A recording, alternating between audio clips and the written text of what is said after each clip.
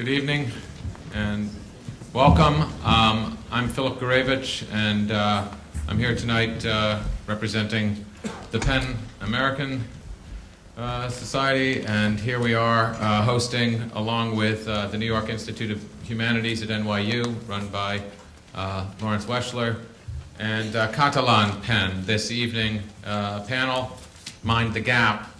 And I'm really here just to say hello, welcome, thank you for coming, and to introduce Carlos Turner, a poet and essayist and writer from Catalan PEN, who will talk a little bit about their role with International PEN in sponsoring this evening.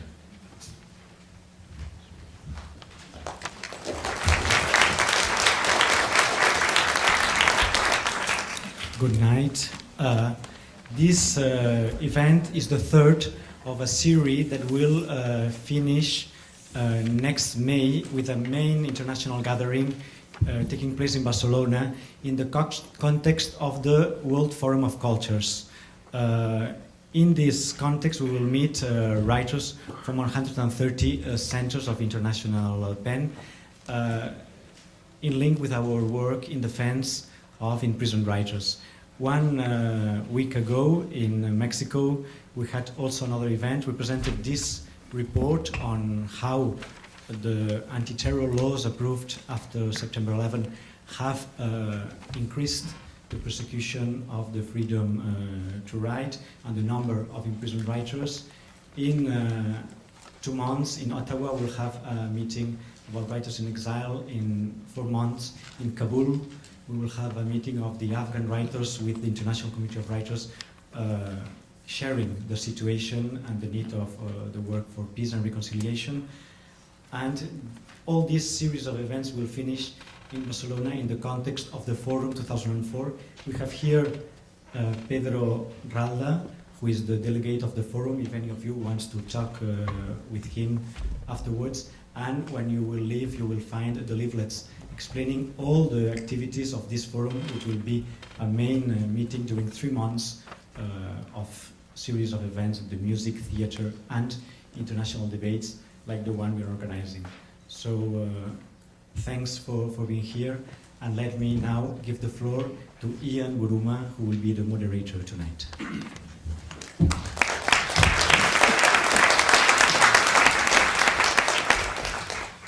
Thank you very much. It's a pleasure to be here. We're here because it's become a sort of received opinion that there is a gap between Europe and America, that we no longer share the same values. And that there is a gap does seem fairly clear from opinion polls taken in Europe, which show that there is indeed there are a large number of people in Europe who do seem to believe that the Twin Towers, the World Trade Center, were brought down either by the CIA or Mossad. It's not something that is widely believed in this country. Now, when people talk about different values, what do they really mean? And I think this is something we could talk about. It doesn't necessarily just mean politics, it could be cultural values as well as political values. But these things beg a great question. Is there such a thing, really, as European values, or American values, or indeed Western values? If you'd ask the Pope, there's very little doubt about it. It would mean Christendom, but I don't think anybody would really subscribe to that. So what is it? Are we talking about the Enlightenment, maybe, that sort of holds the Western world together on both sides of the Atlantic? These are all things that can be debated, and they're things that intellectuals tend rather to enjoy debating, defining values and identities and so on, even though most people probably have more important things on their minds. The European identity particularly has become one of these great milk cows for conferences and so on. Now, what I propose to do is to ask this as a question to the members of the panel, and I'm being completely arbitrary in the order. Basically, I start with Tariq Ali. I won't introduce each member because I think you have a pen portrait of all of them, but Tariq Ali, a well-known former student leader, writer, playwright, commentator, and so on. And then we'll just sort of come up the table. It's an eccentric bunch of panelists. We have basically a pro-American French intellectual, a basically pro-American German intellectual, a more critical intellectual from Britain, and so on. So you'll hear some interesting views, I think.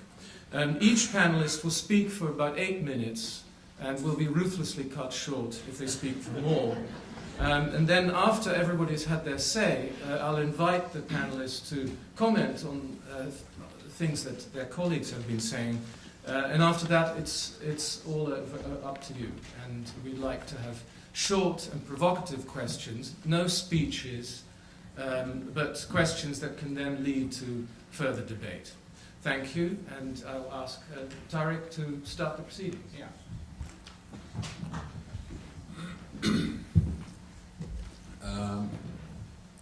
Is there a big rift between Western Europe, because Europe is a large entity? I assume when we discuss Europe today we mean Western Europe. Between Western Europe and the United States. Now, to pose the question in such a bold way can give you all sorts of answers. There is no doubt that there is great opposition amongst the citizens of Europe to the Iraqi adventure. But then one could equally well say that while the opposition to that war is not as great in the United States, the scale of the mobilizations in New York, the West Coast, most state capitals, was not so different from those in Europe. That there is in the United States quite a vigorous and vibrant minority, which was also hostile.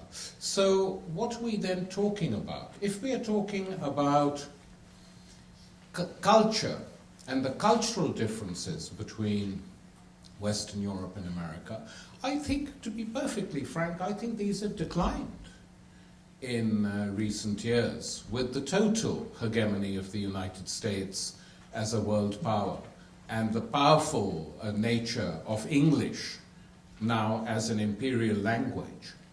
I think that cultural divide too is being narrowed in the sense that it's perfectly well known that most European publishers look at the bestseller list in the New York Times and decide which books they're going to put in for before they've even read them.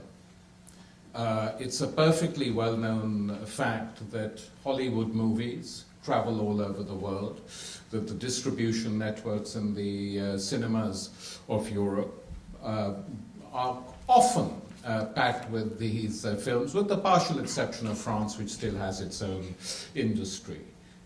So I'm not one of those who believes that there's a very big gulf between, let's say, the official cultures and politics of Western Europe and those in the United States. What has created a problem is the rather abrasive and upfront stance taken by the current administration. It's Bush who is incredibly unpopular, but I don't think that's limited to Europe. I mean, I travel in the United States quite a lot and find that he's very unpopular in large parts of the United States as well. But it's certainly that has given the differences the edge which they have, largely, I think, because of the decision to go to war in Iraq, which is wrecking those politicians in Europe who supported that war. I mean, they're now in a fairly weak state themselves. In other terms, if you look at the social economy of Europe, it's true that the Germans and the French have held out to a certain extent. But by and large, the Washington consensus of neoliberal economics has been accepted by most of the European social democratic parties in one form or the other. Britain has gone the furthest down that route, but the French and the Germans are not so far behind. So I'm not, I'm just speaking to you quite bluntly that I am skeptical of the notion of a big divide. Where there is, what is absolutely true is that Western European public opinion, the non-official Europe, not represented so much in official politics is hostile to the United States, not in the sense of crudely that they hate all Americans, but they are hostile to the American empire. But this is also not unnatural. Most large empires are not popular.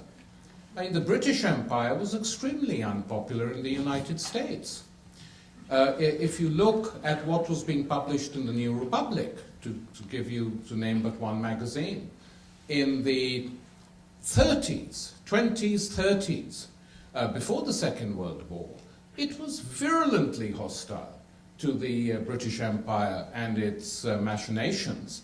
And a number of articles even compared Britain and the British Empire to the Third Reich, which created a total feeling of revulsion amongst the English liberal intelligentsia. And John Maynard Keynes, for one, said he would no longer write in the New Republic. Whether their circulation went up or down as a result has not been recorded. But that's just a fact. So it's not surprising that large empires are resented in parts of the world where their domination is very strong, or by potential rivals. And the United States is now in a position not simply of being the dominant empire, it is the only empire. And it's unlike the European empires which existed in the past, but this doesn't mean that its hold over large swathes of the world is any less economically, politically, or even militarily. And this is creating now a big discussion and debate in different parts of the world, and people are reacting in different ways. And this hostility to empire existed historically very strongly in the United States as well. I mean, I couldn't help but notice that when Bush went to the Philippines, apart from rewriting the history of the occupation of the Philippines, he said that the model he had for Iraq was the occupation of the Philippines, in which case all one can say is God help the Iraqis, because that occupation lasted 46 years. I don't think this one will last that long. But I mentioned the Philippines because that was the time when intellectuals in the United States of many stripes, but obviously liberals of one sort or the other, led by Mark Twain, Henry James, William James, Du Bois, etc., list is a very long list, came out and called for the formation of an anti-imperialist league, which was actually created in Chicago in 1898, and within 2 years had 250,000 members in 30 different big cities of the United States. So there is that tradition of dissent in this country as well. So my own feeling is that the divide between Europe and America has been overplayed. What has brought about the sharp difference of opinion has been on the war in Iraq. And even here, once the war had actually commenced, both Schroeder and Chirac wished the United States Godspeed and said, let's hope you win quickly. Of course, they've been proved wrong. But nonetheless, they did that. And the big attempt by official Europe is to become friends again as soon as possible. They would rather there was a sort of more friendly and emollient president in power in the White House, because that makes it easier to justify it to their populations, and they have problems with the current regime, and I wouldn't put it beyond that. Thank you for being so succinct. The next speaker.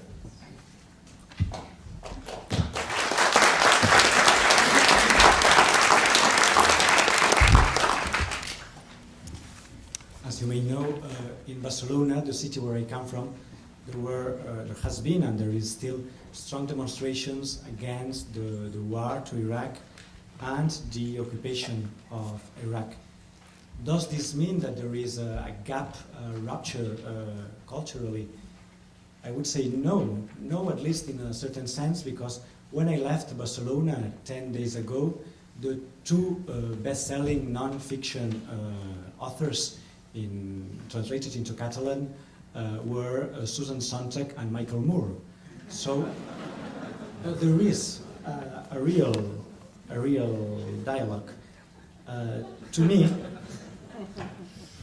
the main challenge we have to face is the lack of equality in this dialogue.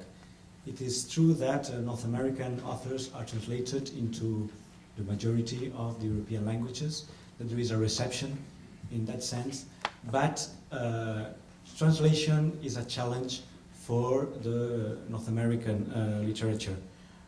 It is our experience as Catalan writers, and it's the experience shared by many literary communities in Europe, the difficulty of having our main authors translated in this country or even into English language. So that the experience of exchange that we have at the European level is not done with the United States. Just to give, I've been looking these days for some data which could show that the current publishing environment runs the risk of helping to foster a culture in the United States with an increasingly narrow and insular view of other cultures. The data are that only 3% of the titles published in the US are translation from other languages. And in Europe, it varies according to the countries, but it is on between 20–45% according to the different literatures. In 99, concretely, there were only 300 fiction and poetry books from other literatures translated in the US. The majority of them were from European literatures, but less than 10% from North and South America, and no one, not a single book from sub-Saharan Africa. And it is also important to know that 80% of the literary translations in the US are released from independent non-profit or university presses. This is a real challenge that I think that we have to put tonight on the table. It's really a proof that in this context of globalization, especially in the current trends, there is a growing closure of the North American literary community. And I think it's a challenge for all of us as writers to try to reestablish some equality in the exchange of translations. This is the first challenge I wanted to share tonight. The second one is linked with the report I was showing you just a few minutes ago. And it is that after September 11, there have been more than 40 countries approving new anti-terror laws or amending the existing anti-terror laws. And this has meant a growing fragility of the right, the freedom to write and the freedom of expression. Concretely, in Spain, we have had the closure of a newspaper, the only newspaper written in the Basque language, applying the anti-terror law as a prevention, and before proving any responsibility of the journalists in the newspaper was closed, it was banned.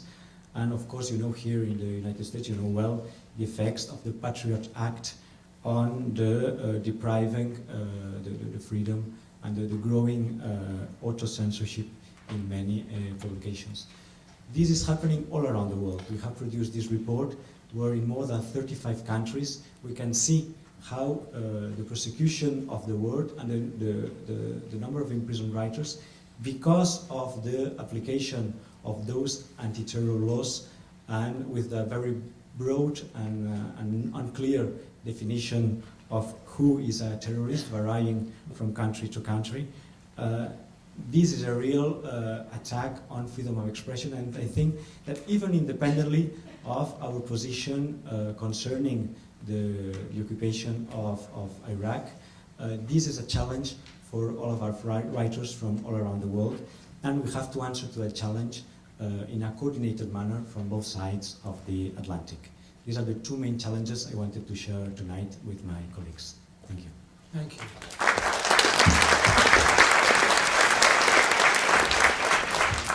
Peter Schneider.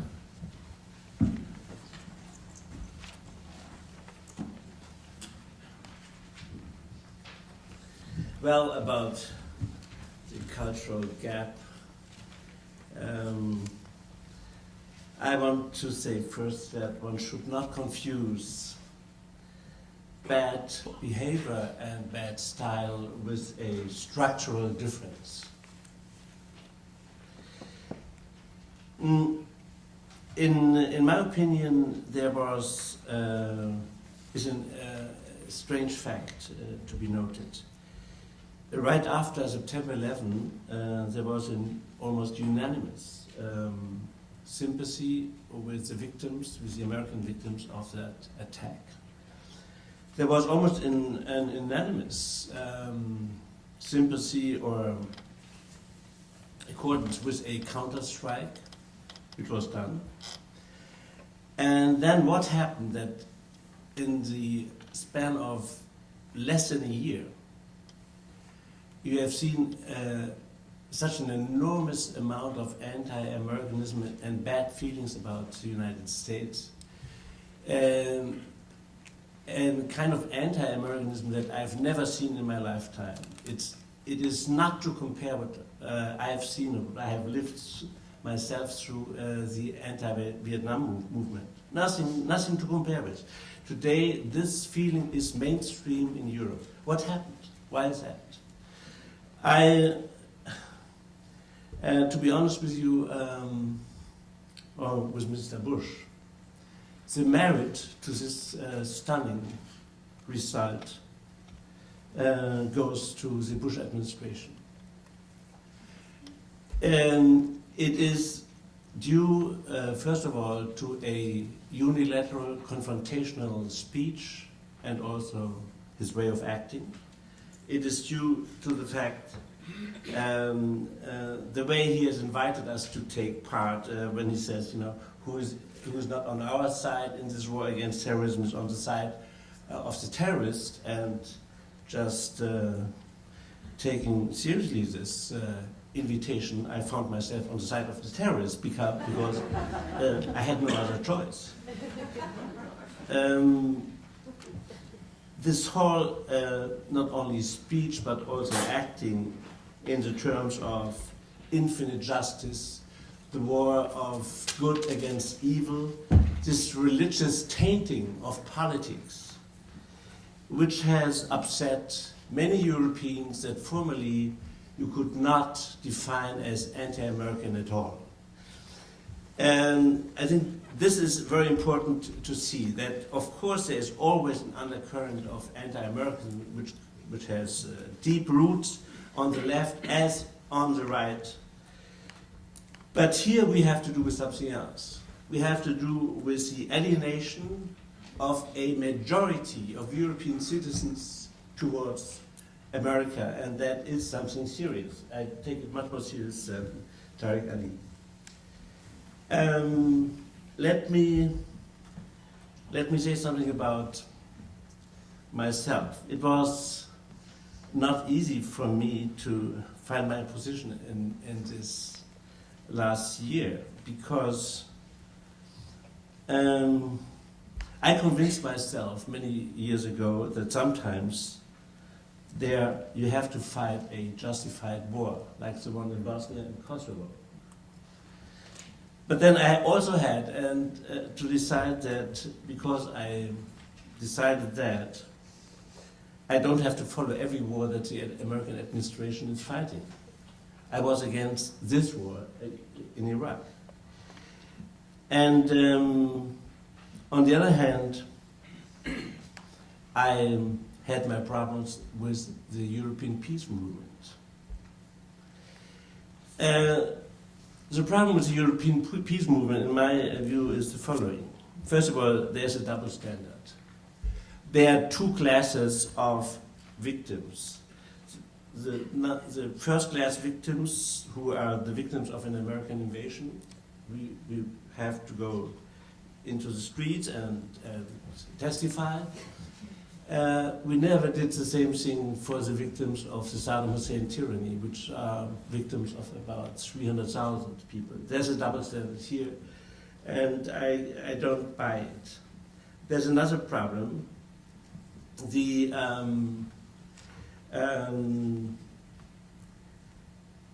a kind of peace drunkenness. The conspiracy theory that is displayed by Mr. Moore is now believed by 25% of the European electorate or lectorship. 25% of Germans believe that it was the CIA to have organized the attack against the World Trade Center. And there was a 90% movement for peace, and when our friend Günter Grass and others came forward with a last pamphlet for peace, I was asking them, you have 90% on your side now, do you need to convince the last 10% too? What kind of courage is this? And all these elements, which are strange, which has more to do with self-identity, with finding your identity against America, than with this specific war. All these elements will come back in any future case of any justified war, which was not the case with the Iraq. Okay. Now, the last thing, I do think there's a gap building up between Europe and the United States, which is not so much to do with the war in Iraq. That's first of all to do with, nothing has damaged so much the image of America than Guantanamo, the way that this administration strips citizens of their right to see a lawyer. Second point is the incapacity that is displayed in Iraq by the American troops to understand a different mentality. I think more damage has been done in the aftermath of the war for the image of the liberator than in the war itself. This total incapacity to deal with people who follow a different worldview. And the third thing, and this is my last point, has actually nothing to do with the war. We Europeans see with some stunning a reversal of the secularization of the civil society. The most precious heritage of the Enlightenment was the separation of religion and society. And this religious rearmament, all of the war, good against evil and so forth, is something where Europe, I hope, will never give in and will defend the Enlightenment against this administration. Thank you.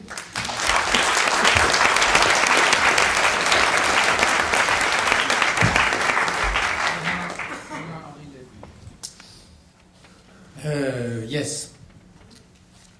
First of all, Bernard-Henri Lévy is not a pro-American writer, as you said.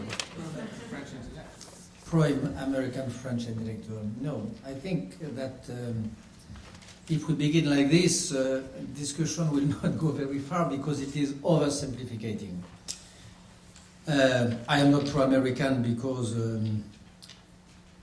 there are a lot of things in the America of today which I dislike and which I am very strongly against. First of all, the war in Iraq, which I opposed from the first day. I thought it was a terrible mistake, a terrible political mistake. Also, what my friend Peter Schneider just said, I really think that you don't fight anti-democratic movement with anti-democratic means. The status of the prisoner in Guantanamo, for instance, is a scandal. It's a shame for the Bush administration. You cannot be pro-American when America is the country of death penalty, this relic of barbarism, which does not belong, as it is often said, to the culture of America. This is not true. There are many reasons which do that I feel offended to be considered as pro-American. What I say is something else. I am anti-American. Anti-American. And for a very simple reason.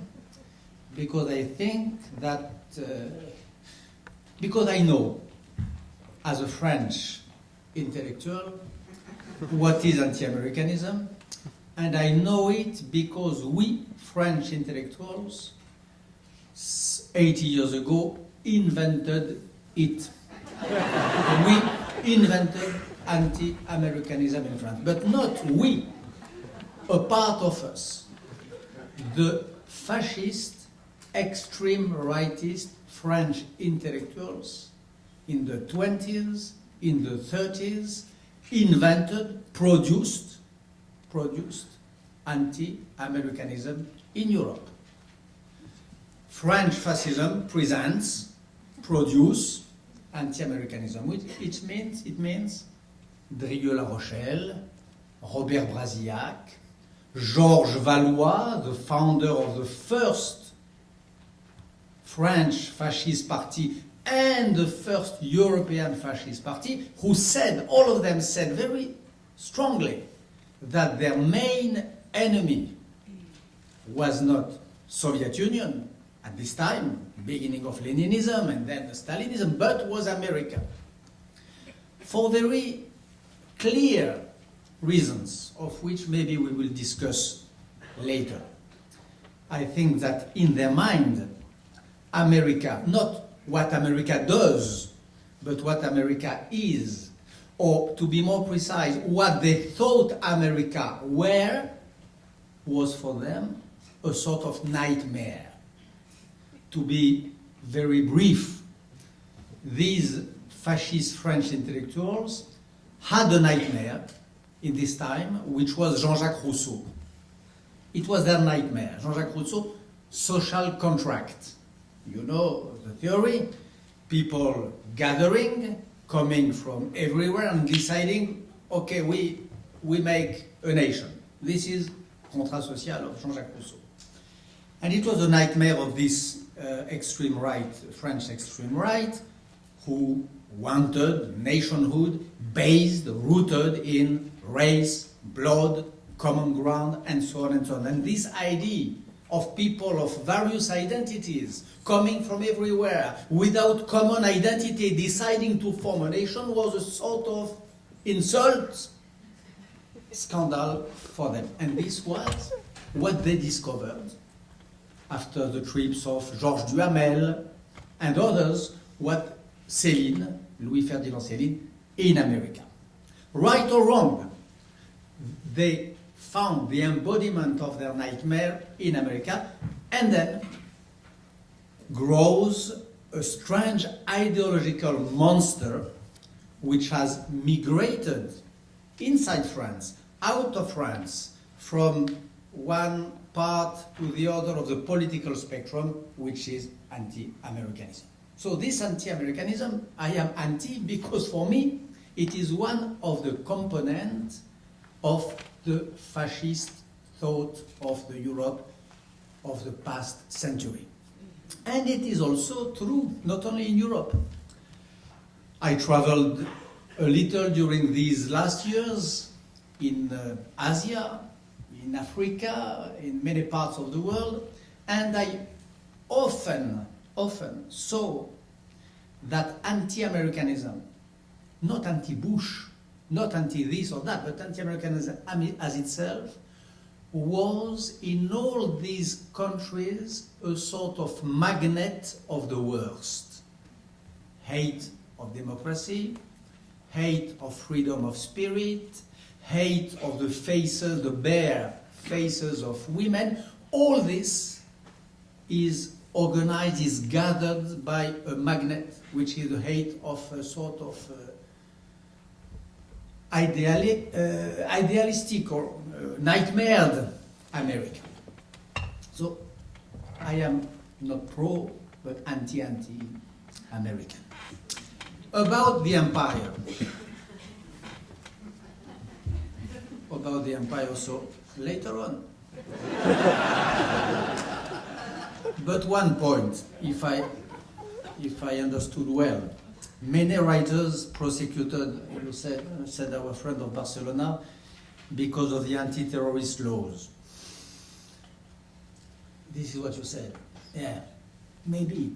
But I know so many writers, not only prosecuted, but threatened to death and killed because of terrorism itself. In your country, for me, the embodiment of the freedom of writers has a name, which is Fernando Savater. Fernando Savater, who cannot go and travel, who is always in permanent danger, not because of anti-terrorist laws, but because of terrorism. In Algeria, where I went a few times, so many names I could give, like in Iran, so many names of writers who are threatened and killed, not because of anti-terrorist law, but because of terrorism. So let's be careful on this point too about the cliches. And about the empire, my surprise when my turn arrives again to speak. The bookshelf according to their categories. And I found that this has had a profoundly de-essentializing effect on the way I look at literature. And I say this as a writer. The essentializing of each other's literature is not so different from the essentializing of each other's political identity, it seems to me, right now. Yes, anti-Americanism was very much the vanguard of anti-Americanism was very much intellectual anti-Americanism in Europe. But also I think we have begun to essentialize. We're picking up on confusions of culture and politics now in a world where writers traditionally have always recognized each other, have formed another class, another group. The misreadings of culture have always been much more popular and much less. Writers, as we see with Penn, writers are a group. Back when in the 90s and the 80s, if you wanted to read novels and poetry in a university, you joined the English department. If you wanted to read theory, you went and studied in the French department. The words Foucault, Derrida, Lacan were spoken as one word in the more conservative elements of the American Academy, as if those three people and several grouped with them were exactly the same person, so that there has been an essentializing going on of European culture with Americans, which is now, I think, one of the reasons we're all so bewildered by the government's demonizing of the critique of other countries in the face of this war, is because suddenly intellectuals in other countries are being incredibly essentialized. It's not just people throwing French wine out. It's people saying, I'm not buying a French book, or I'm not reading a French book. I am going to read the book of another country as if it were written by someone without nuance, someone without shade, someone without contradiction in thought. I think what's happening now in the United States culturally is very different than anything we've seen before. I mean, I'm glad Tariq goes and finds a whole country of anti-war people and anti-Bush people, or some anyway. I leave the East and I find a whole country of war patriots who quite like the war and quite like George Bush. And what terrifies me is the fact that despite the manifestations in cities and at campuses, Americans are not out on the streets about these things. And the richness of contact is getting cut off. I remember years ago reading a statistic by Eric Hobsbawm in one of his, I think his book on the 19th century, where he talked about the number of Americans who went to Europe every year. In 1870, I think it was, 75,000 Europeans traveled on ships to Europe. Now this wasn't simply rich Americans making a grand tour. These were American intellectuals. These were Americans who connected in some way with their ties to Europe. The America we're seeing emerging, I think, in the conflation of political frustration and cultural critique is an America that has cut off this richness of connection with the rest of Europe. We have a whole tradition of being connected to Europe for our ideas. Our idea of the social contract, after all, came from Rousseau. Our 18th century and 17th century intellectuals were completely tied into European culture. Now the intellectual life that is remaining tied in is quite separate from, one gets this feeling in America, from the mass of the country. Intellectuals, I think, and writers have never been more marginalized in the United States than they are now. We have terrific amount of liberty, but we also don't count.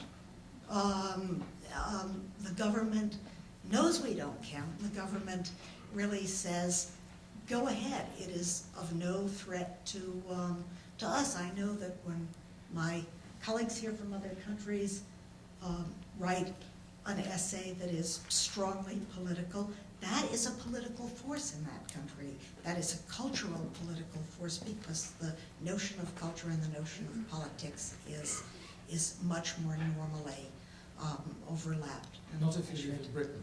No, 30 no. seconds more. Oh, well, Britain. No, absolutely not if you live in Britain. But if you live on the continent, yes, I think, and especially if you live in France or Germany or Spain right now, or to some extent even in Italy, which is going through its own suppression of information. But I think that we are used to an enormous amount of freedom that intellectually that gives us the liberty of thinking that we make a difference. I don't think we make much of a difference in what we write here. I think we talk to a closed audience, and therefore we look for our critiques from abroad, but our critiques, as has been pointed out, are very essentialized. It does no good to talk about Bush flying a plane into the World Trade Center when what American intellectuals are looking for is a reasoned response to Bush. Thank you very much.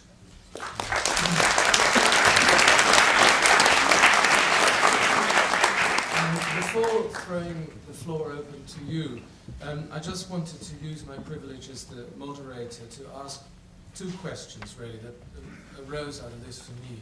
One is for Bernard, but anybody else may answer it. I wonder if you're not giving your countrymen slightly too much credit when you say they invented anti-Americanism.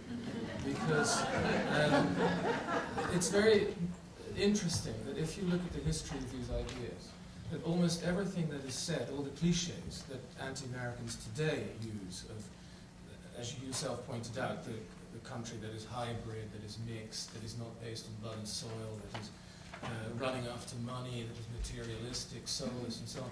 All that was said about the British in the 19th century by many continental Europeans. So there is a link between Anglophobia and anti-Americanism, and indeed both have often been mixed up with anti-Semitism.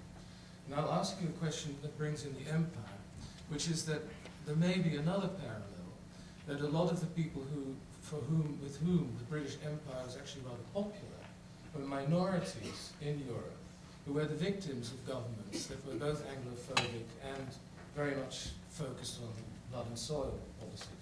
For example, the Jews. Jewish minorities in Russia and Poland were often rather pro-Britain and pro-British Empire because they felt it was something that protected minorities. Is there a parallel today, both with the anti-Americanisms and those who tend to take a more sympathetic view to American policies? That's one question. The other one, which is perhaps a slightly wider one, is to what extent are European attitudes perhaps a form of adolescence in a way, in that since 1945 the Europeans have become very dependent on the United States. Not only the Europeans, the Japanese the same thing. And that the kicking against Uncle Sam is in a way a sort of an expression of impotence, of being too dependent. And linked to this is another adolescent attitude, which is a sense of disappointment. That since in the late 1940s, early 1950s, up to the 60s, perhaps up to the Vietnam War, the Europe of the Marshall Plan looked up to the United States as this great exemplar of liberalism and freedom and all these fine things. To what extent is the venting of anti-American, emotional anti-Americanism into Europe today the sense of the disappointed adolescent? The father has fallen off his pedestal. If you want to start answering this, or then perhaps others can follow suit. About the credit, I'm sorry for my country, but this is a story of ideas, history of ideas. I even think that France invented modern National Socialism. But this is just what, for instance, Zev Sternel demonstrated in a book called A Droite Révolutionnaire. It's a fact. Before the war, the First World War, in some places called, for instance, Cercle Proudhon, the Club of Proudhon, you had the first synthesis of nationalism and socialism, people coming from Charles Maurras and people coming from Georges Sorel, the general strike, the revolution, total revolution and so on, gathering and making this synthesis, which is the modern fascism. So it's a strange and a black credit, but I think it is a credit that we have to concede, unfortunately, to my country. About empire, yes, I think that it is a complicated notion, and that we have to avoid cliches when we speak about empire. Another example, British Empire, of course, but another one. The Austro-Hungarian Empire, the Empire of the Habsburg. It was considered by a lot of people as a sort of cosmopolitan way of living. You have a very good text of Milan Kundera called Kidnapped Europe, where he explains that the idea, the Austro-Hungarian idea, the imperial idea, because it was a way for each citizen to be one thing and another, to be rooted in his communitarian identity and to be citizen of something wider, was an idea which liberated.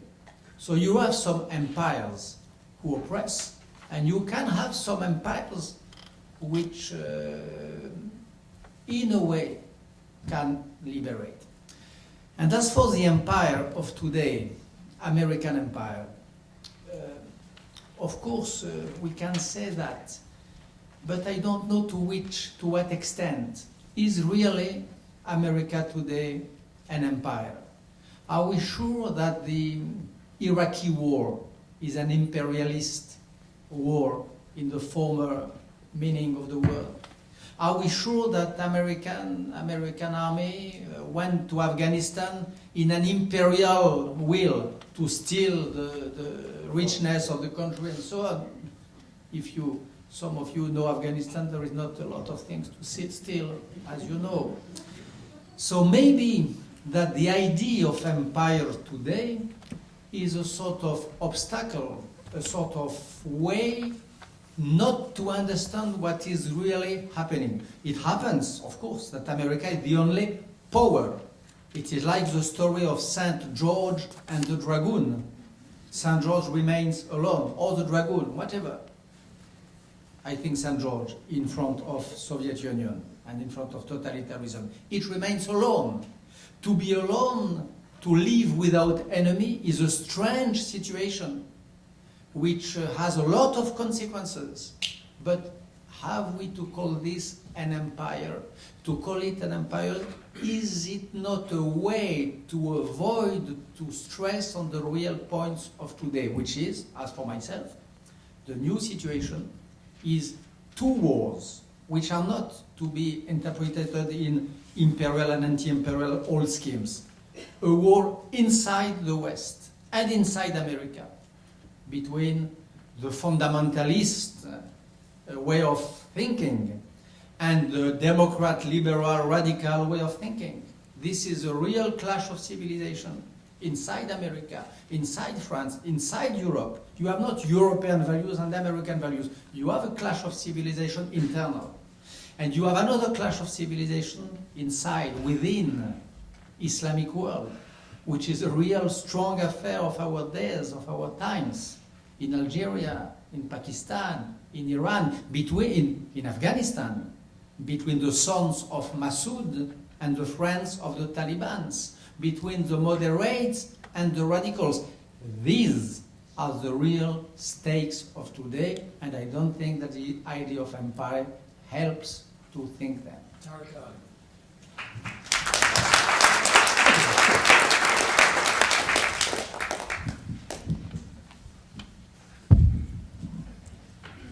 Well, it's always interesting to listen to Bernard. He never disappoints. But it's the idea that the French pioneered anti-Americanism is an interesting idea. It's a pity that it was never really understood by the rulers of the United States, because FDR recognized the Vichy regime right till the end of 1944. Who?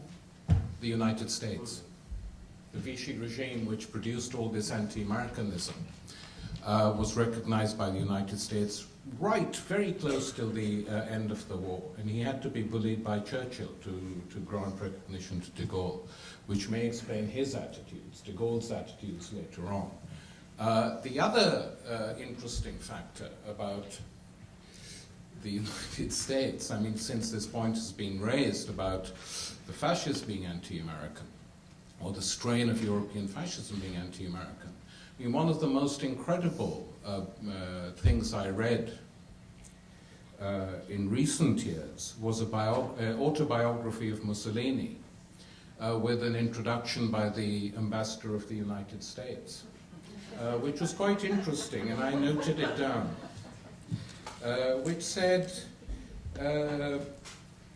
this is what was his name? Richard Washburn Child, the ambassador to Italy, wrote, "In our time it may be shrewdly forecast that no man will exhibit dimensions of permanent greatness equal to those of Mussolini." So, you know, there was an intermingling, if you like, of European ideas and American ideas, and I honestly challenge this very notion of anti-Americanism. I don't accept it. There is a tiny minority which is emotionally anti-American, hostile to everything the United States does, etc., etc. But by and large, the opposition that exists to the United States today, which didn't exist in large parts of the world, I mean large parts of the world in the 20s, 30s, 40s, is a hostility to the fact that it has been the dominant empire now since the Second World War. And it's just undeniable. Empires don't necessarily have to behave like the European colonial powers of the 18th and 19th centuries. There are different ways of enforcing one's hegemony. I could give you an example. If one's being crudely determinist, empires are not simply about economics, they're about imperial power. And using imperial power to maintain a global dominance. I mean, the British didn't get too much out of Africa. In fact, the profits made by the British from ruling Argentina indirectly through their companies and their corporations. They had more profits from Argentina than they had from the bulk of Africa when they actually dominated and conquered it. That's the point which needs to be made. And this is why today you have in every single Latin American country, let's not, we talk about the Islamic world ad nauseam, but Latin America is not Muslim. This is a neighboring continent, and in every single Latin American country today, there is a big revolt, not emotional anti-Americanism, but against the Washington Consensus, against neoliberal economics, which have driven large parts of Latin America completely wild, crazy, angry, and they react. So one can't totally ignore this aspect. One comment I'd like to make on Peter's point. In one sense, it's true that there is more hostility to the United States now than there was in the 60s. But there is another side to it as well.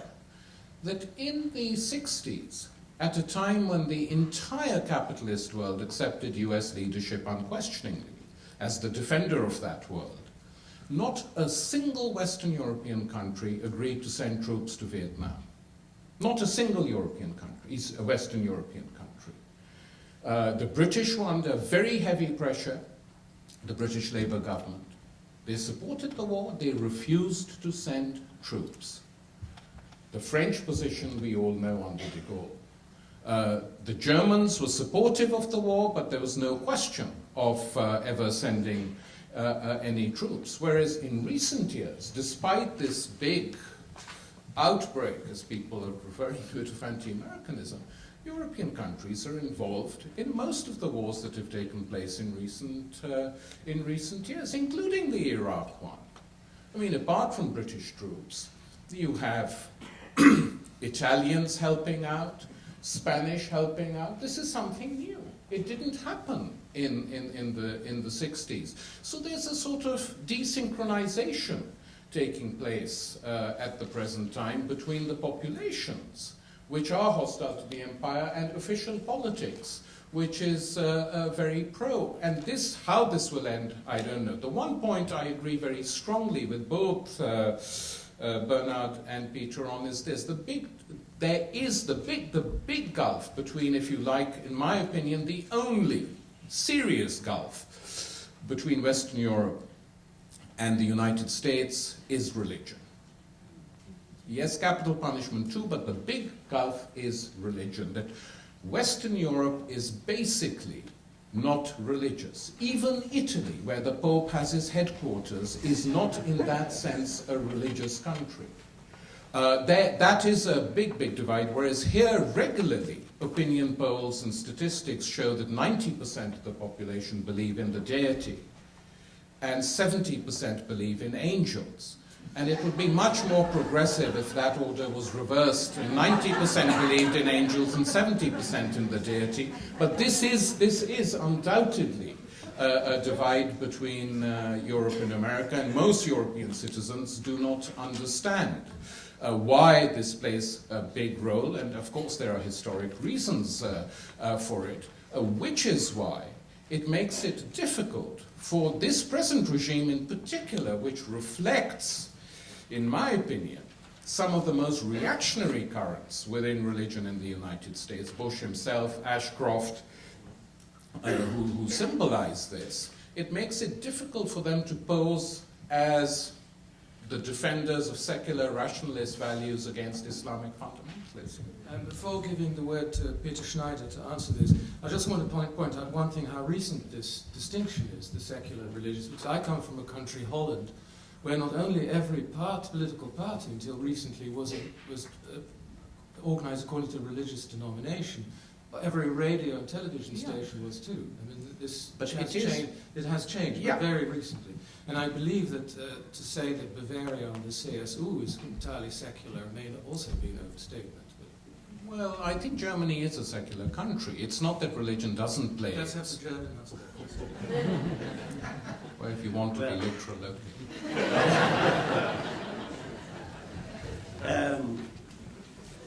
But Tariq Ali is making, is having the big perspective, talking from the point of view of a third world country, as we used to say. You can still say. But I think making, this big, making up this big perspective, you're missing the most interesting point that something has changed between the United States and Europe in very recent times. Having an empire and having an anti-resentment against the empire is universally true. We always will have it. The Roman Empire, the British Empire, the American Empire, if there is such an empire. I find the question all right that you have posed. But let me try to answer your question. Nobody did so far. About adolescence and weakness. I do think there is this element in the European reaction, and that has been true for the last 4 or 5 decades. Of course, militarily, we are absolutely almost nothing. By the way, there's a question to be asked. If the Bush administration is asking us to spend more for defense, I think they are right, but we can make the counter question. What for, you Americans? What for do you need a military that is stronger than the military household of the next 150 states? I mean, to be stronger than the next 2 and the 3rd state. That makes sense. But why do you need to be stronger than the next 150 states? What for do you need it? This is, of course, an imperialistic policy, and by the way, it was laid out by the strategic papers of the Bush administration that there is this idea to be stronger than everybody else, to prevent that anybody else could be as strong or even come close to this kind of strength. But talking about weakness, it makes it too easy for this kind of America that this administration is representing. Because I think we must make a difference between anti-Americanism, and there is such a thing, and legitimate critique against America. And I do think that the premature, arrogant, stupid acting of this administration has kind of confused the critique with anti-Americanism in such a way that today in Europe it's hard to differentiate between the two things.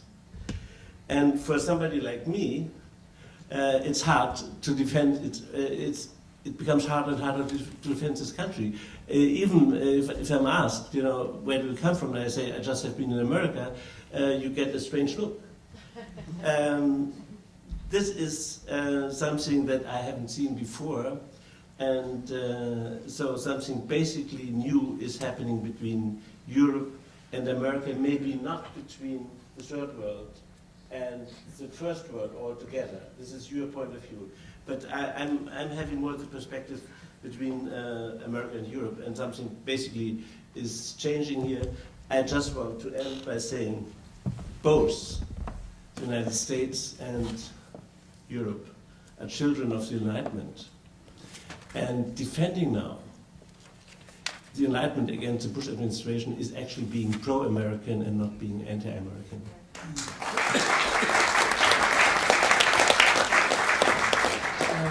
And now it's up to you.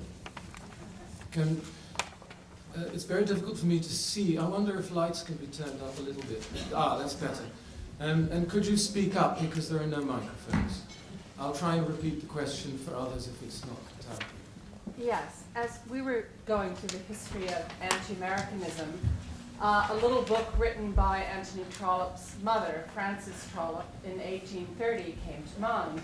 It's called The Domestic Manner of the Americans, and it jeered and flouted what the material she observed in America, and was in fact a prelude to a whole slew of British visitors to America who mocked American manners. This, interestingly enough, came just a few years before the British invested very largely in the building of the American railroads and got fleeced. So I think that this can be a very complicated relationship, not always having to do with the revolt against a dominating power. But I think that this little historical illustration also speaks very strongly of cultural clashes and their great importance in that as well. And you just confirmed that Trio La Rochelle did not invent anti-Americanism. Who said? Bismarck was asked what the defining element of the onrushing 20th century was going to be, while Wilhelmine Germany was at its height. He said the fact Americans speak English. If there's a defining factor to this century, it's the coming demographic collapse of Europe. You're facing 80 million new Europeans next year when the new countries join the EC, and you'll lose 125 million members nonetheless within 40 years. The change of the native populations and cultures of Europe and the economic collapse that is likely to happen in that interim is going to affect this gap drastically. Are there any comments? I think you're right. I think what we should be. Did everybody hear the question? No. I find it a bit hard to paraphrase this. Is Europe facing a collapse because of demographic pressures? Yes, America will increase, by the way, to 375 million during this period of time. So there are two ways of hegemony. One is climbing up, and the other is when you're standing in a hole and it gets deeper and you're looking up. Did everybody get that? Jay. And is there a question? Yes. I mean, I think what we could be looking at is an identity crisis that both Americans and Europeans share culturally. The difference being, I think, in Europe, the large Muslim population in Europe, and here I think Tariq Ali is right. We have a theological population now. We have a population that believes that God in some way is directing our destiny. This is startling but true. I think that everybody is having trouble coming to grips with the demography of the rest of the world, not our own. I think if you scratch a European or scratch an American right now, you also see China and South Asia looming in the background. There is a desperate response in terms of identity politics right now. I think this is a lot of what Fortress America is, right? Because it's about, which is not so different than Fortress Europe. Part of our ravaging of the world really does have to do with the fact that we want to be impregnable in some romantic, if not completely mythical way. Europeans know they're not impregnable, but the myth of impregnability has built up with Europe, with the idea of Europe, and that is, of course, getting contradicted all the time. But I think you're looking at two sets of powers, both looking over their shoulder at who is going to have power soon. I think the response is more rawly about power than it is about each other. The name Pim Fortuyn comes to mind in my own native country. He was a right-wing populist politician who was against immigration. And his point about the Muslim population, the Muslims are Europeans too, is that precisely that they were not secular. And that they would, so to say the European is secular is begging the question a bit, because a lot of Europeans are not. And one of the problems with the Muslim minorities is that they're, according to Fortuyn, again, a right-wing populist and an openly rather flamboyant homosexual, was that here are all these Muslims threatening the liberal values in our countries, including the rights to be openly homosexual. And could I add one small thing? You also, at least in Italy and Spain right now, and to an extent in Portugal, have governments quite surrounded by the influence of Opus Dei. I don't think you would have had that in 10, 15 years ago. I think Europeans may become religious in response to our religiosity. You, sir.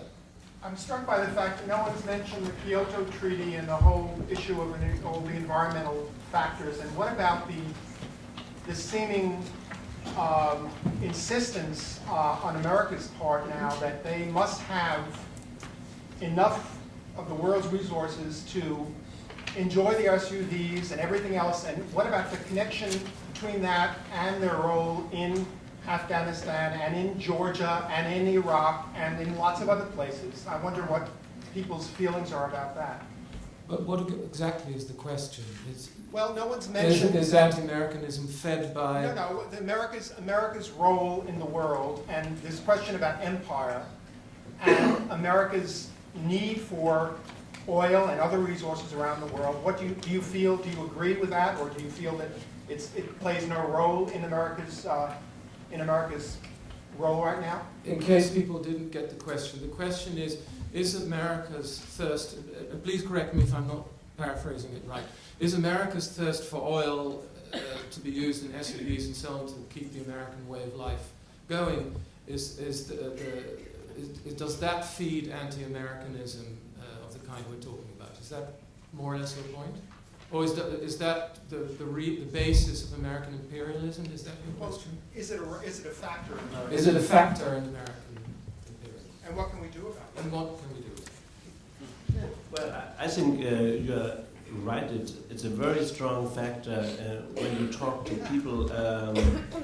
Most people are convinced that in Europe that Americans are using twice or three times as much gasoline for one tank than a European car, and that most people don't understand that. Why? Because the techniques are there to reduce it.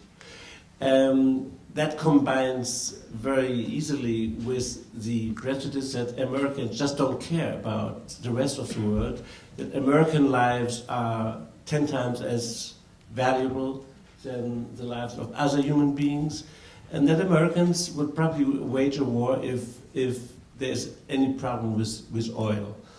I'm just talking about the prejudice as they are. It's very strong.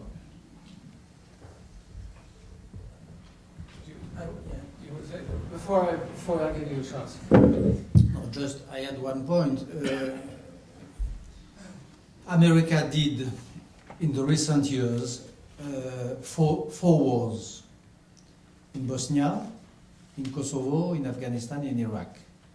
At least two of them, Bosnia and Kosovo, had no oil interest, had no economic purpose, not at all. This is a fact. Of course, in Iraq, you are right. Maybe in Afghanistan, but I'm not even sure. I'm not even convinced by the theory of the pipeline going through and so on, that the Taliban agreement and all this story, you know. But in Bosnia and Kosovo, they launched two military operations without any economical oil questions, and they liberated, in the two cases, Muslim populations. Now, second point, to save the American way of life by securing the oil approvisionment, the oil delivering. Are you sure it is a crime?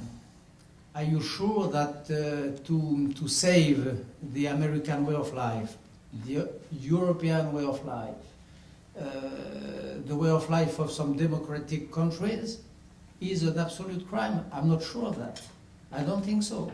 Oil goes with empire, but maybe it goes also with open societies and so on. It is not again so dichotomic, so Manichaean. After all, the strongest economic crisis of Europe in the 20th century, went to Hitler and so on. So again, things are not to be seen too much in cliché. Spoken like a true anti-anti. Apparent synchronicity of the view of the evil American empire and the evil Israeli empire. Let me repeat the comment and the question. The comment is Bush and Cheney are no good. The question, I think I'm accurate.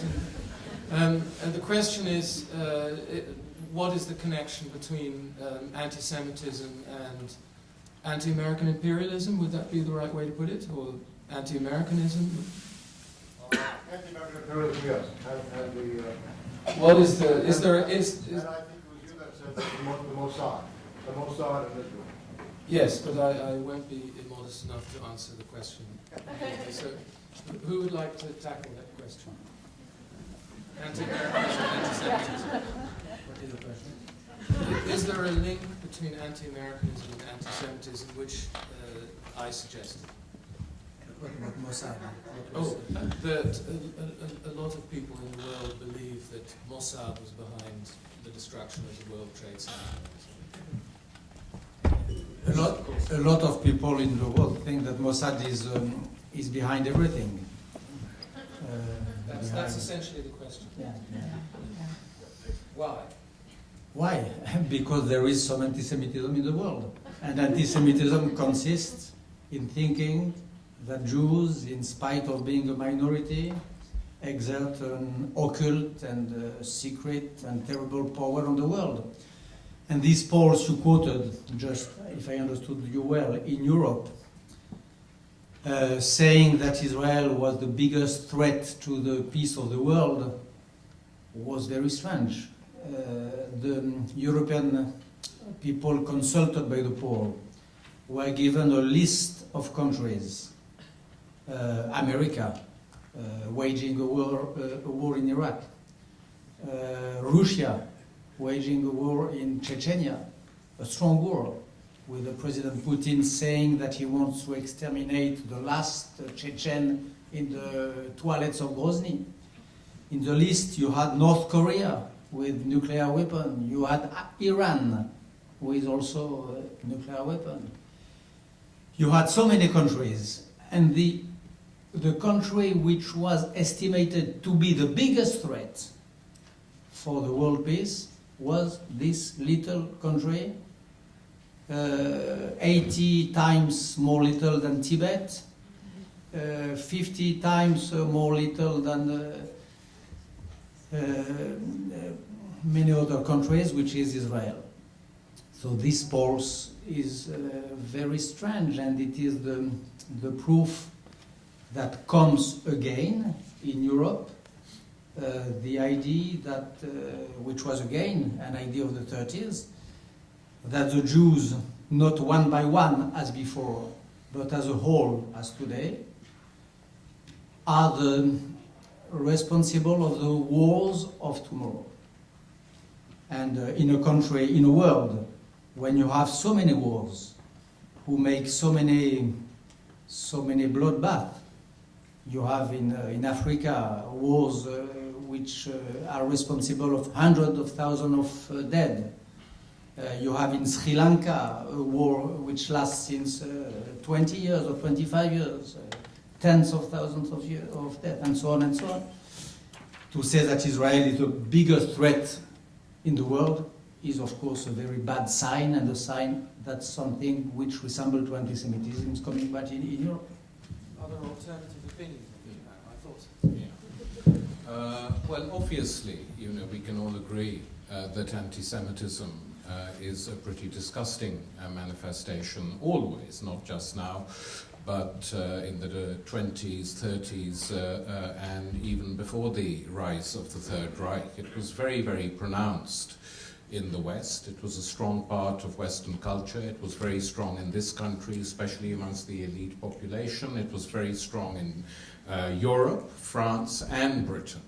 The one place where it was very weak at the turn of the last century was the Arab and the Muslim world. That's just historically accurate, incidentally. And I do not think that you can totally abstract hostility to Israel at the present time from the role of Israel in the occupied lands and what it is doing to the Palestinian population. You cannot dissociate the occupation from this hostility to Israel. This is also the view of lots of Israelis, incidentally, including those who are trying to patch up a peace treaty in Geneva, who are incredibly hostile to what Ariel Sharon is doing, including the dozen Israeli Air Force pilots who day before yesterday said they would not fly on bomber missions to go and bomb Palestinians and kill Palestinian civilians because they were not like the mafia, hired to do revenge killings, which has created some discussion inside Israeli society. So to criticize Israel, I think we have to differentiate these two things. To be critical of Israel, to even criticize Zionism, is not the same thing as anti-Semitism, even though at times they combine. It is perfectly legitimate for any citizen anywhere in the world, including, as I've said, Israel, the United States, to be critical of Israel. It's when official politicians fail to do that that all sorts of unpleasant currents arise and take it up. It would be a much better situation if official politics dealt with this problem head on and didn't allow themselves to be blackmailed by the past. It's difficult for some European countries, but not for all. It's certainly not difficult for the United States of America to do that. And I think it's important to understand that and not to make what Israel does to the Palestinians the big unmentionable.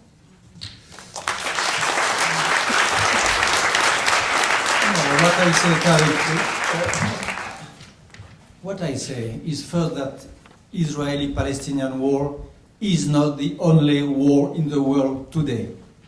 I say secondly that it is not the worst and the most bloody war today.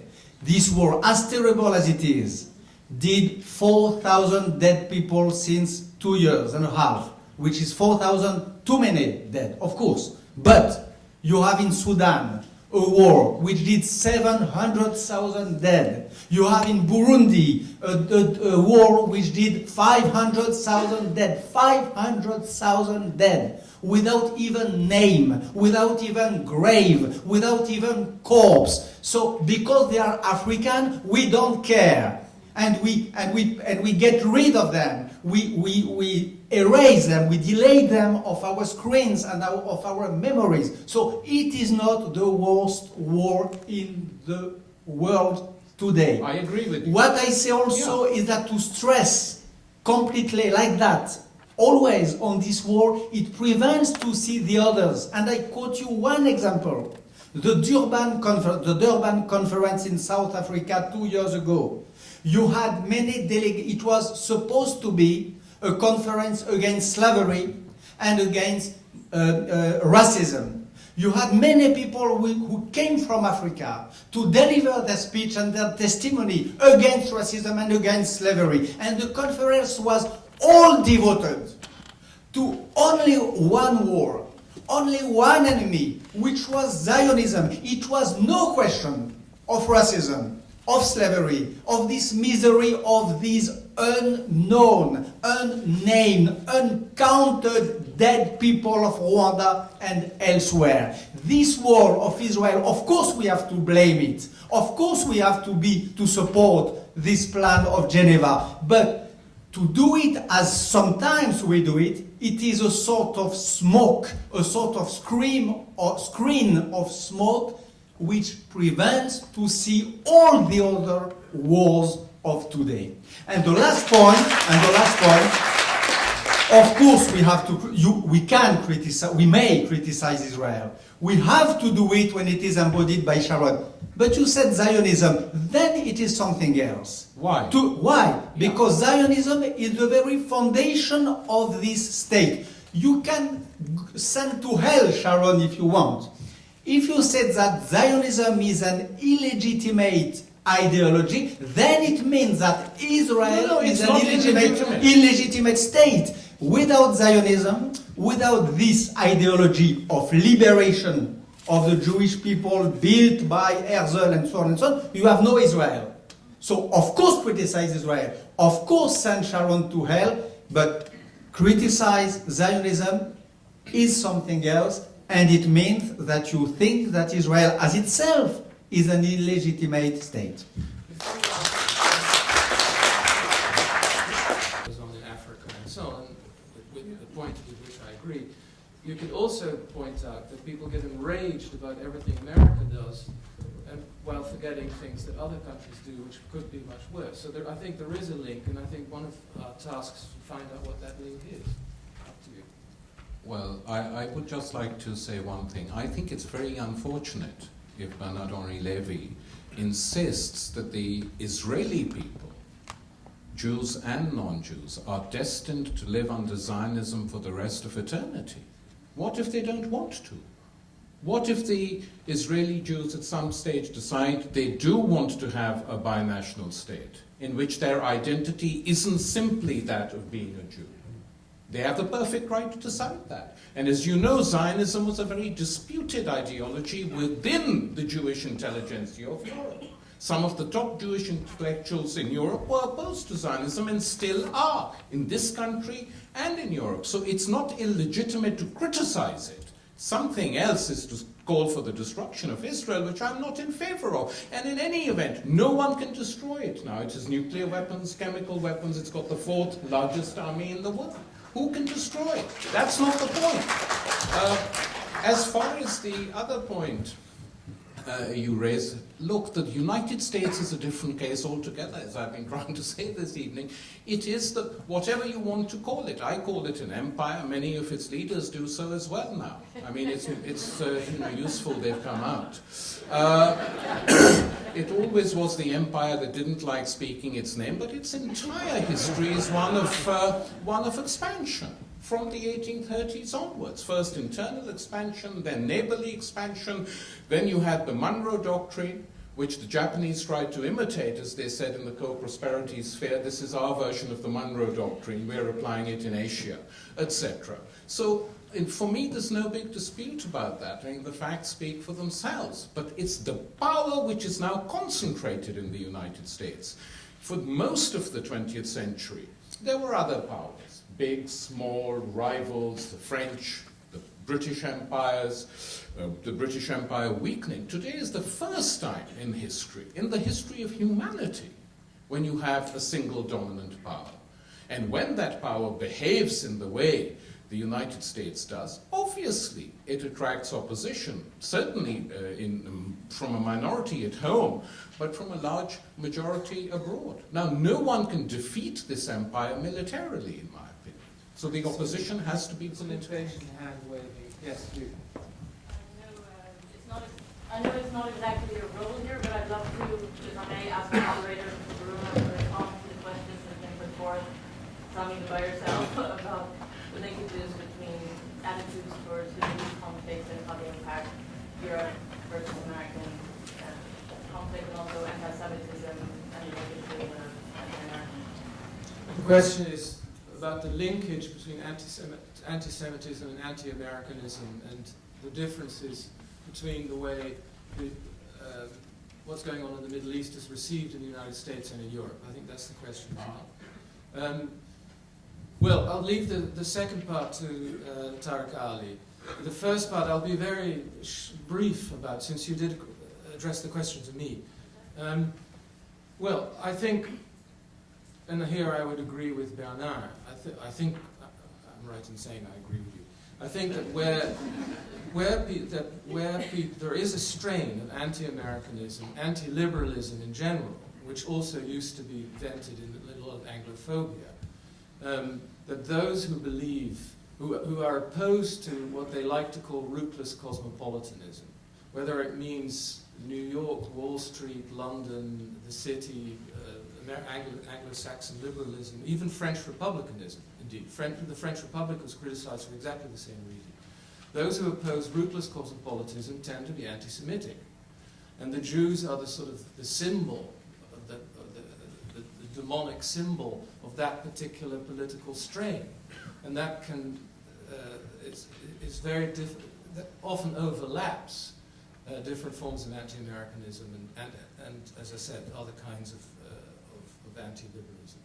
On how the Middle East impinges on Europe and the United States. Well, before going to Tarek, Peter was saying. Well, Yeah, and then I actually swear always to myself not to respond to certain questions. But as so many times, I'm not faithful to myself. What I don't agree with, Bernard, is you're making a passionate speech about when we talk about Israel and the threat, the so-called threat of Israel, that we forget about all the other wars. First of all, I don't see that link at all, because the question that was posed in this silly Umfrage, is that one? Opinion poll, was first of all, we have to investigate what kind of question was made. I know polls, if you read them, you find out that 80% of Germans are anti-Semitic. You have to look into what kind of question has been asked. Second, as far as I know this question, it was asked, what represents today the greatest threat? And this, of course, it was a scandalous answer, I agree. But not all the Europeans are as stupid as you pose, because I think, to their credit, that they were taking into account one thing, that Israel, the Sharon government, as of today, is so much linked with the Bush administration that you cannot separate any Israeli action from an American action. And since this is not true for all the other wars that you have mentioned, your whole speech doesn't make sense to me. Sorry.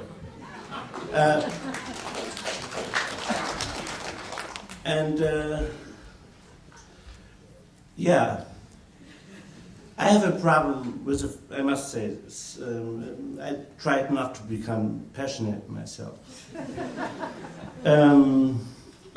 My experience in my country is, whenever you enter this kind of questions, you end up in hysteria. So I'm very careful. I try to be very careful. If we say we have a right, if somebody tells me you have a right to criticize the Sharon government, everybody agrees. If you do so, very often you are labeled as an anti-Semite. I'm sorry, that is very often the experience. If I hear that Mr. Sharon is receiving the former head of the former fascist Italian party, Alleanza Nazionale, the formerly called MSI. It was founded by Mussolini.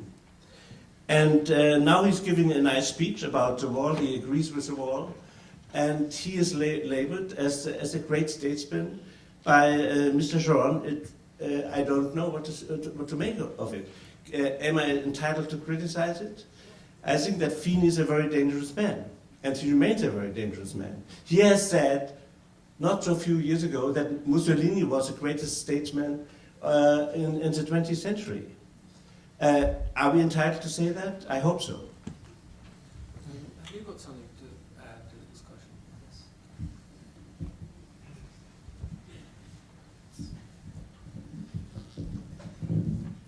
Look, to me it's clear that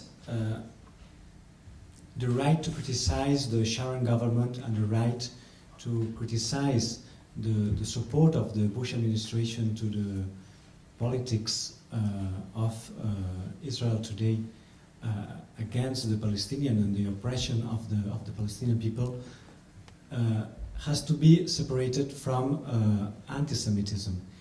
In fact, to me, the main challenge is how are we addressing these politics of memory, which are so crucial in Israel and all around the world. I think that it's very interesting to see how, as Bernard-Henri Lévy was saying, how there is a lack of memory in the killings in Rwanda, how the double standard of the peace movement in Europe is really ignoring what is happening in Chechnya.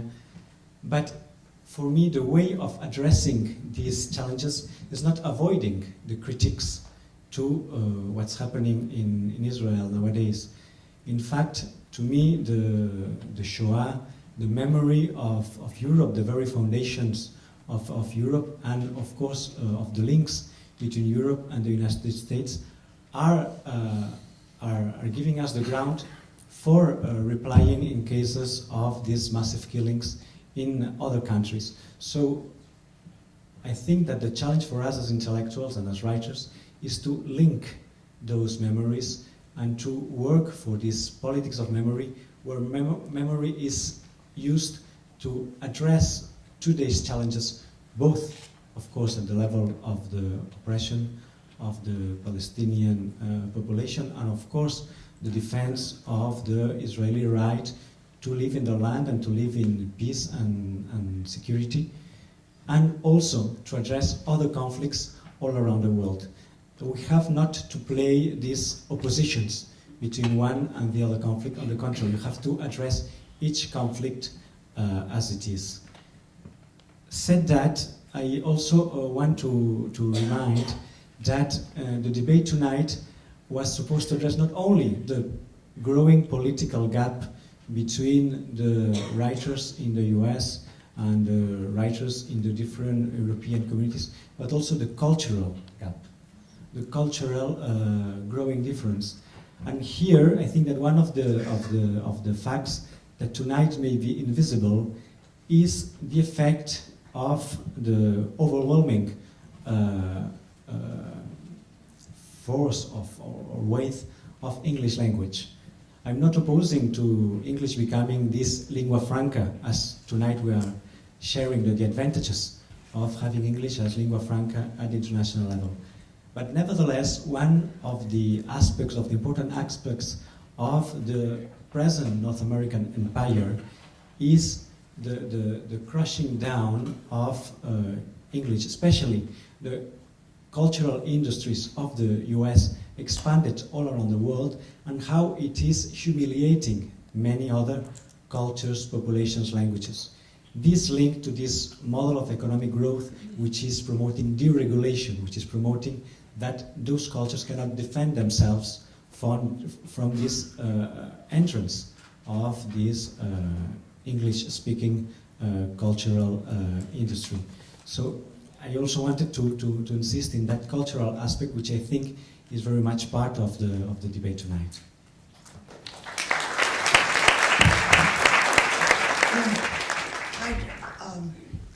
I want to talk about that, but I first would like to just point out the fact that America's oil reserves at the present time, domestic oil reserves, are absolutely enormous, so that, in fact, I think we could statistically probably support our SUV habit without the importation of oil. This has to do with also other people collecting the power that accrues from oil. I think your comment about English was very interesting, because as an American, I see that the great American novel of the 20th century and now the beginnings of the 21st that we have always looked for in America, in the United States, has in fact come out of Spanish language and Portuguese language Latin America. The very interesting European literature now is coming out of Anglophone and Francophone countries. The great novels and the great poetry also of this particular moment in history has been coming out of cultures that are very often not specifically our own, but quite touched by our own or created by our own language. I think all our franticness about hegemony is also culturally reflected in that the self-absorption of European and specifically United States American literature often at this point, or the stretch to globalism of those literatures is no match for what's coming out of the rest of Europe, of the rest of the world. Thank you. Can we have one more question without the word Israel? We've exhausted that. You, yes. Yes, I'm an American citizen from Belgium, Brussels originally, and I go back to, the last few years have gone back to Europe, specifically Paris and Brussels, about twice a year. And one striking difference that I find is just in the social expectations of people in France and Belgium and in the United States. In France and Belgium, people expect to have the highest quality daycare for their children provided from the youngest age by people who have been trained for many years in child psychology, child development, etc. They expect full medical care. They expect very low cost medication. They expect about 4 to 6 week vacations. They expect to work approximately 1,600 hours a year versus 1,900 in the United States, et cetera, et cetera. And they very much take all of this for granted. And I wonder if some part of the anti-American feeling is almost the fear that with globalization and the constant pressure of the U.S. towards globalization, that Europeans are afraid they're going to lose some of this.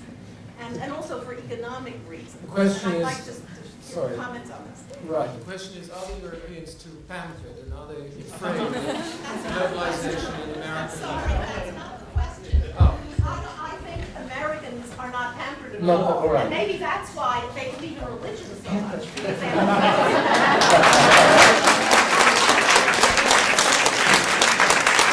Are the Europeans afraid that globalization and American-style capitalism will threaten the European way of life, which tends to be more based on the welfare state than is common in the United States? And is that one of the grounds for growing anti-Americanism?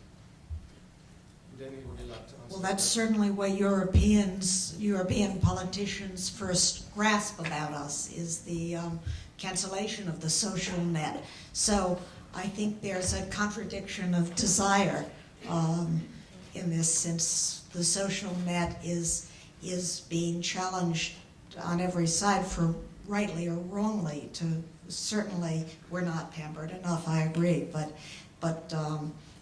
elected governments are immediately in Europe becoming successful as they go after this net, and very few governments can balance it well. Since I don't think anybody on the panel should have the last word, I'll end the proceedings, and thank you very much for coming this evening.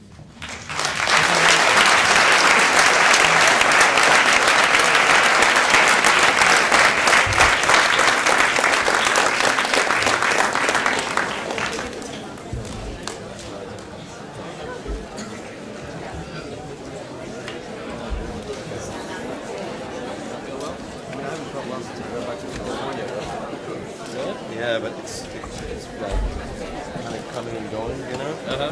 So it's usually working more. Really?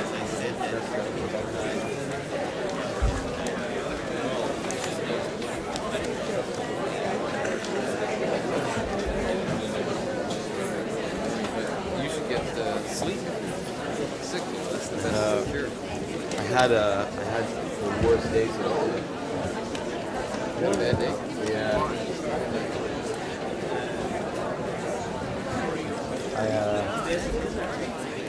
My ticket from Egypt to New York